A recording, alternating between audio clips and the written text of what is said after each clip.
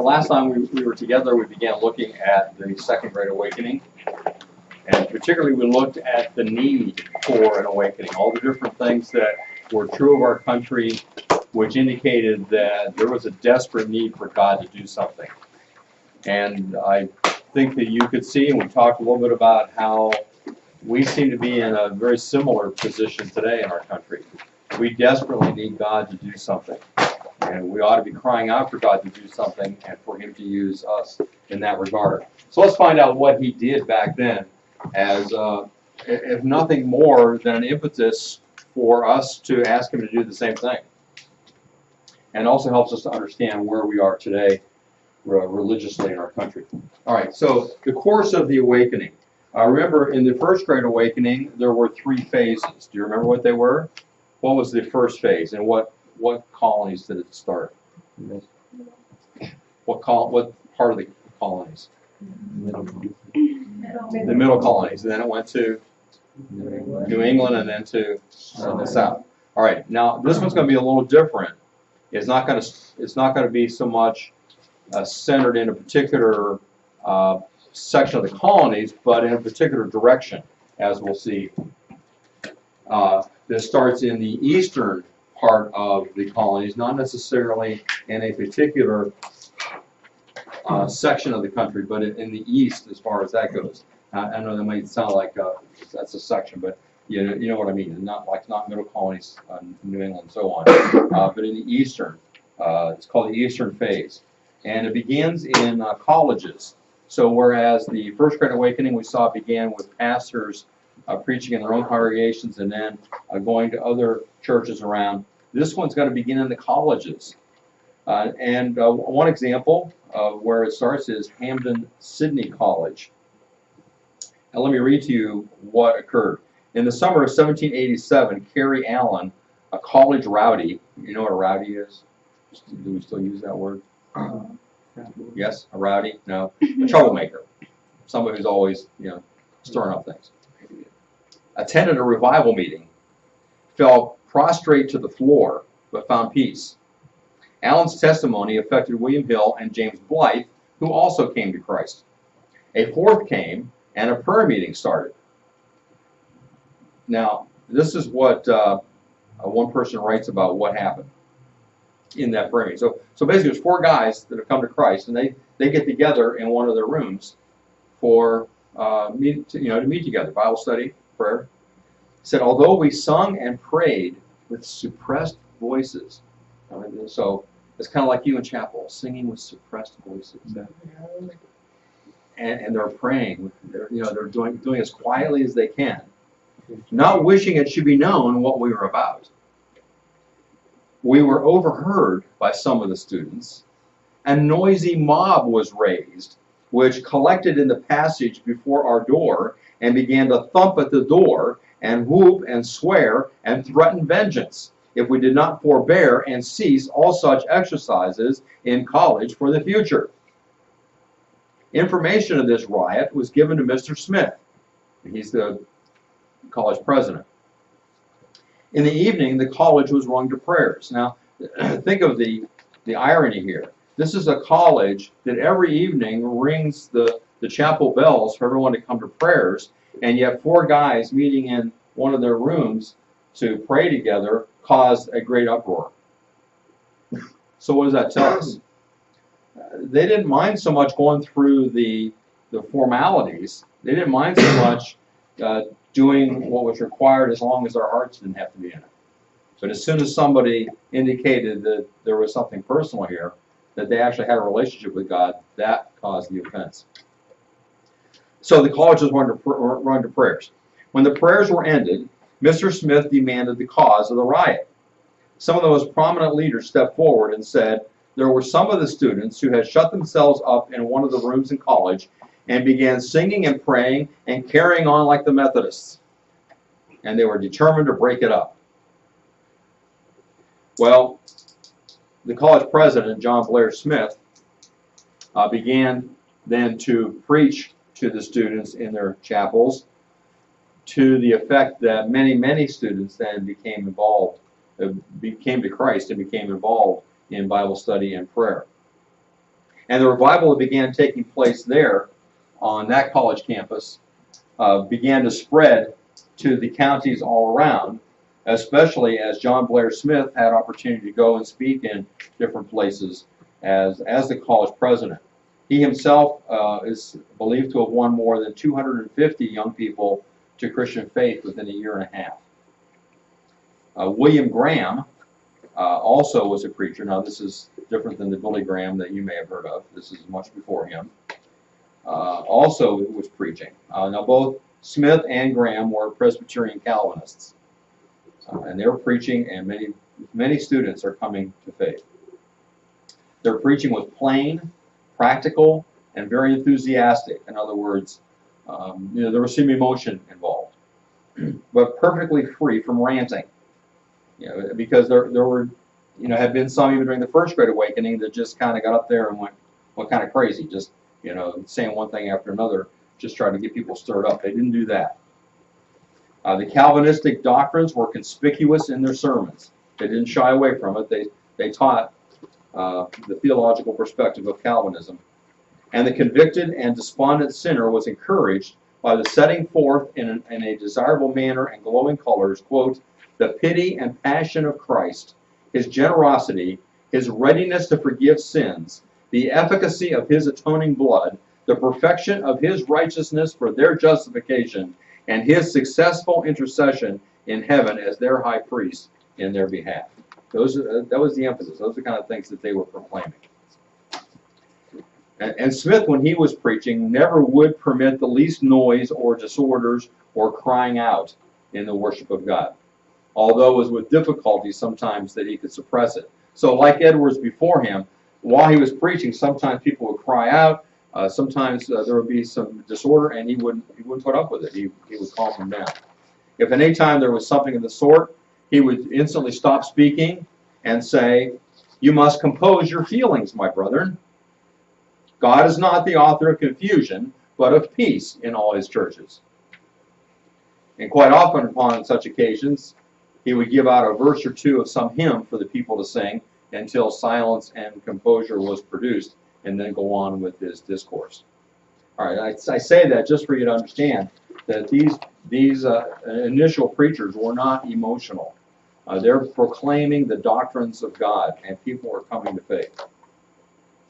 Meanwhile, at the same time, and you notice what happened in the First Great Awakening, even more so the Second Great Awakening, God is working in different places at the same time. There was a growing concern for prayer, which led Baptists Isaac Backus and Stephen Gano, along with some other New England ministers, to issue a circular letter inviting pastors and churches of every Christian denomination in the country to engage in a concert of prayer for spiritual awakening. So what's happening? These Baptist pastors are saying, let's invite all the pastors together, and we'll get together and just have a concert of prayer. In other words, we'll all just get together, we'll pray. We'll pray together for God to bring an awakening. They suggested devoting the first Tuesday in January 1795 and once a quarter thereafter to public prayer until the Almighty deigned to answer their pleas for a general awakening. The response was tremendous, with many denominations participating. That's the beginnings. Then we move to Yale College. Through the teaching in class and the preaching in chapel of Timothy Dwight, who was a grandson of Jonathan Edwards, a major revival broke out in 1802, when it is said that 80 of the 160 students were converted. So half the students at Yale were converted. Now, remember, Yale was originally started as a place to train ministers for the gospel, but it had fallen away from that, so that by 1800, there was hardly any, if any, believers on campus. But through the preaching of Dwight, half of these students were saved. Well, then, at spring break, they didn't go to Florida. They went back home in those days, and they carried with them the news of what had been happening at Yale.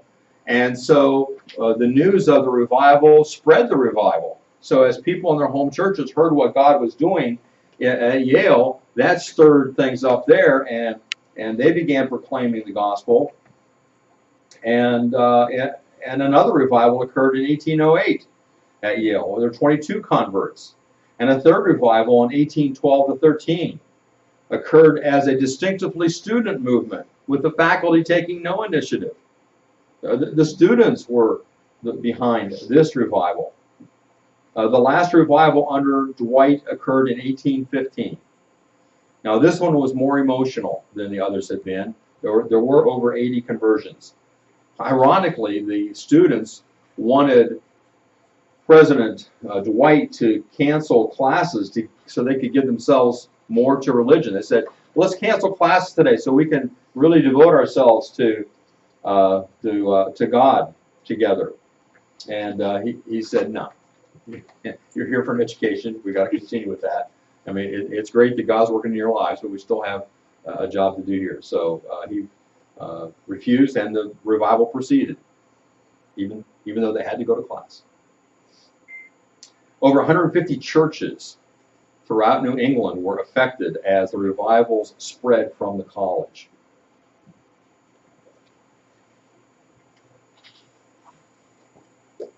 If there's some of the information I've given you, sorry I didn't get it up there.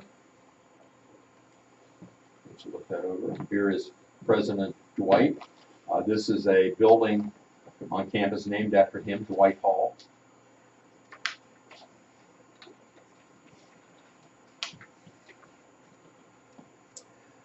Next we move to, oh wait, before we do that,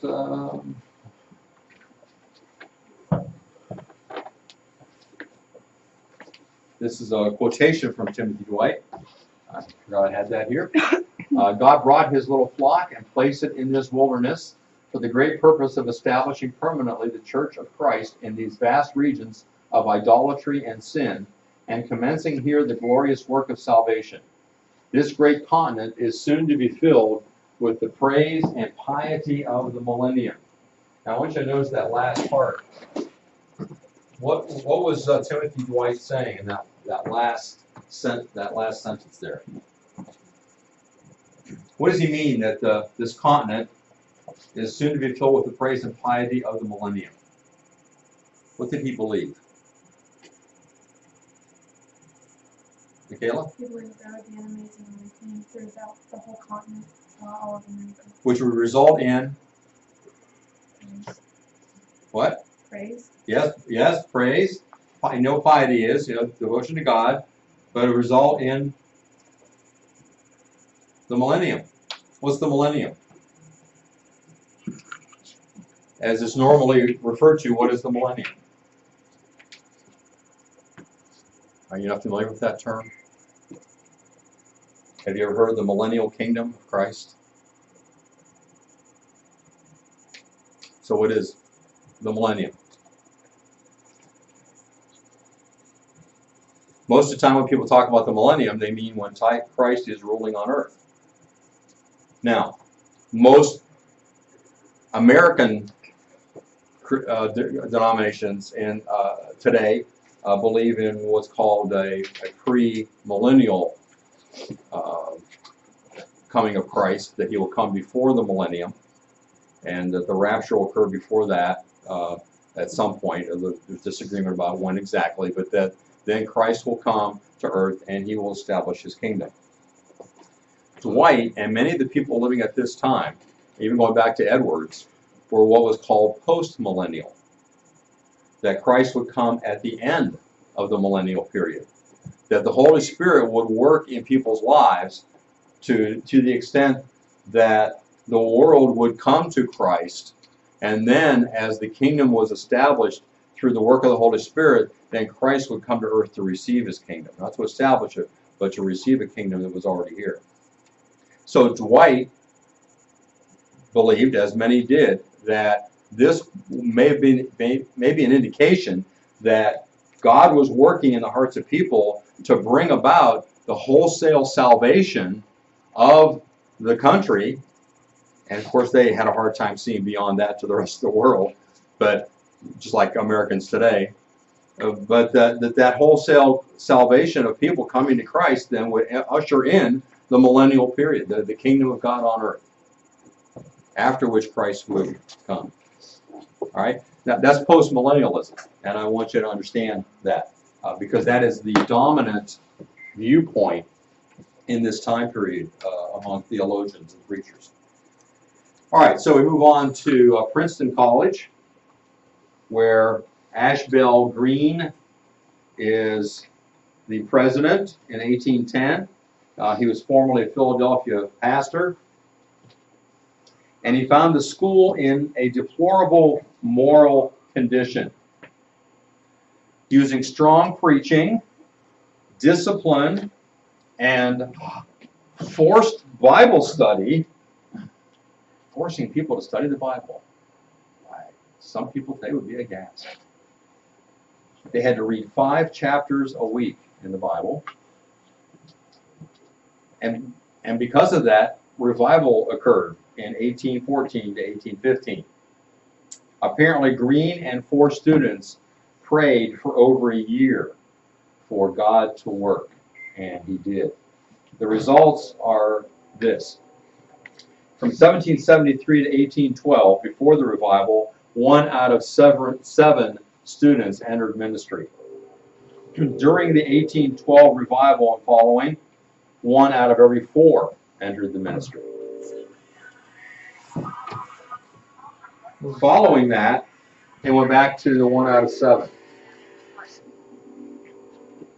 So there was a distinct effect upon the students while this revival was taking place.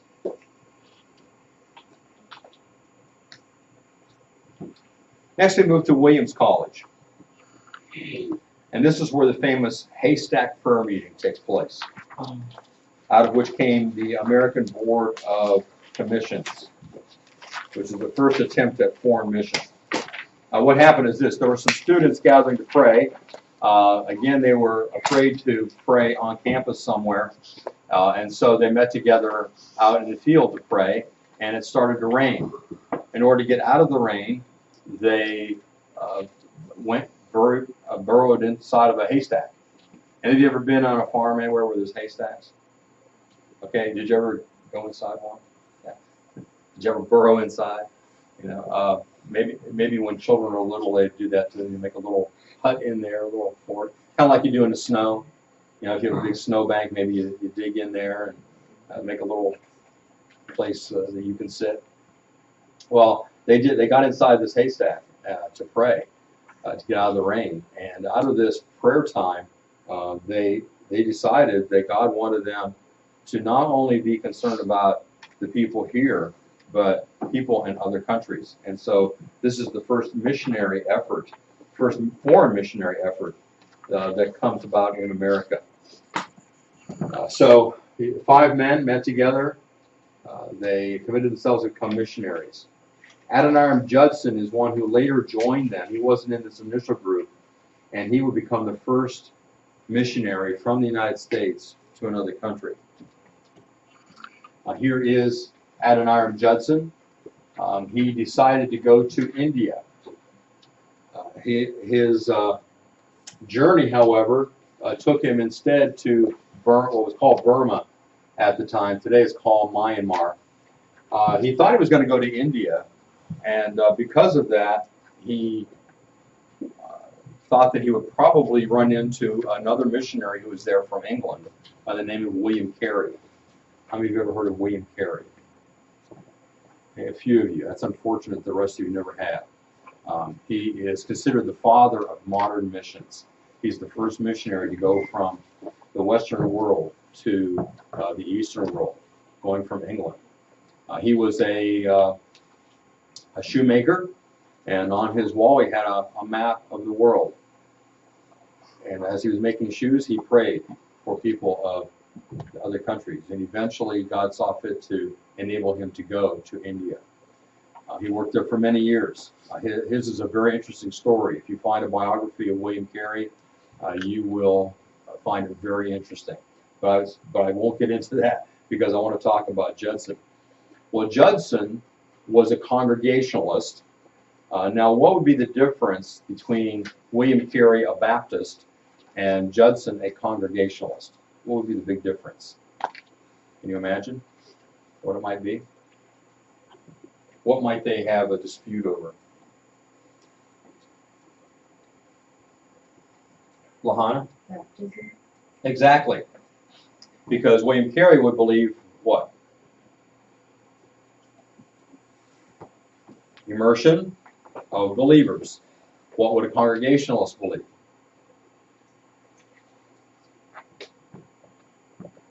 Congregationalists, remember, were what used to be the Puritans, what used to be Church of England. So what did they believe about baptism?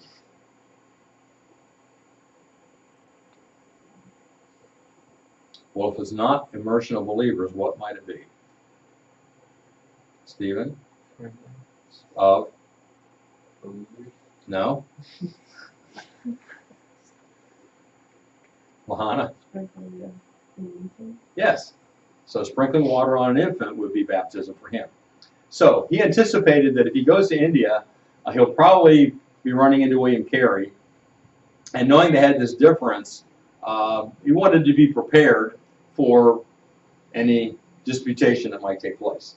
So on the long boat ride over, he decided he was going to study the Bible and find everything out he could about baptism, so he'd be armed and ready to go up against famous William Carey. Well, something interesting happened to him as he studied the Bible. He became a Baptist. he found out that before he ever talked to William Carey, that William Carey was right. And so he did a very honorable thing. So when he got to his destination, he wrote letters back to the churches that were supporting him, the Congregational churches that were giving him money, and said, I cannot accept your support because I now have changed my thinking about baptism. So he cut himself off from all the support he had, which is a very honest thing to do. I mean, he could have said, well, we agree on most things, and I wouldn't have faulted him for that. But because of that issue, he told them that he would not get money from them anymore. So, but he ended up not going to India. He ended up going to Burma, as I said, Myanmar, which is over here. India is here, and Judson went there. This is a drawing of when he was ordained to go as a missionary, along with some others. Let's see, there's Adoniram Judson here, and Samuel Knott, Samuel Newell, Gordon Hall, and Luther Rice, ordained at the Tabernacle Church in Salem, Massachusetts. It's believed that this is Ann Judson, the wife of Adoniram.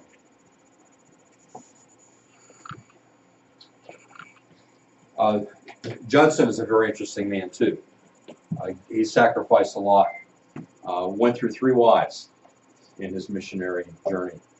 So you would find him very interesting to read as well if you find a biography of Adoniram Judson.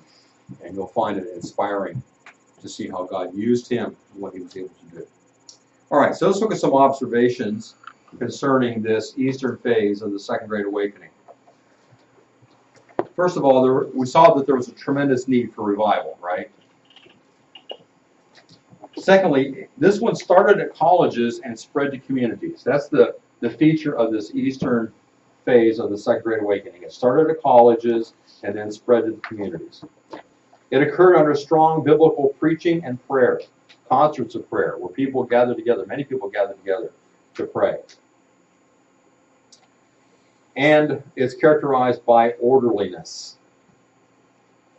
Here are the observations of Reverend Alvin Hyde of Lee, Massachusetts, concerning revival which broke out there. He said this: a marvelous work was begun, and it bore the most decisive marks of being God's work. So great was the excitement, though not yet known abroad, that into whatever section of the town I now went, the people in that immediate neighborhood would leave their worldly employments at any hour of the day and soon fill a large room. All our religious meetings were very much thronged, and yet were never noisy or irregular. They were characterized with a stillness and solemnity which I believe have rarely been witnessed. To the praise of sovereign grace, I may add that the work continued with great regularity and little abatement nearly 18 months.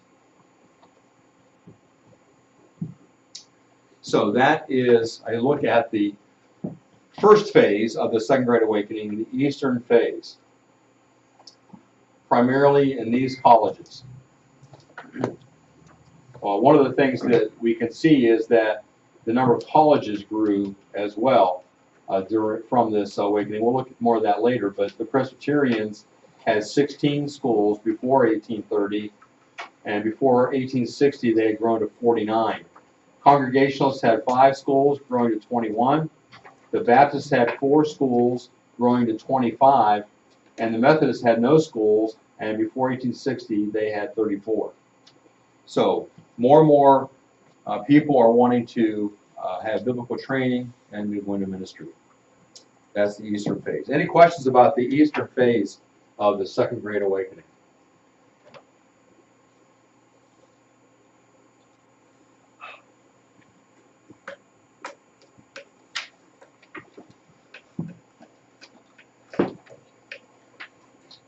All right, we're going to stop there, and we'll go into the Western phase tomorrow. I have an assignment for you to work on. You can start on in the next 5 minutes that we have remaining. In your packet of materials, you have a sermon by James McCready. He is going to be involved in the Western phase. I want you to read and highlight the sermon by James McCready for Thursday. So I'm assigning it today. It'll be due on Thursday. Can you find it? Or look for it and make sure that you can find it there. The sermon by James McCready, read and highlight for Thursday.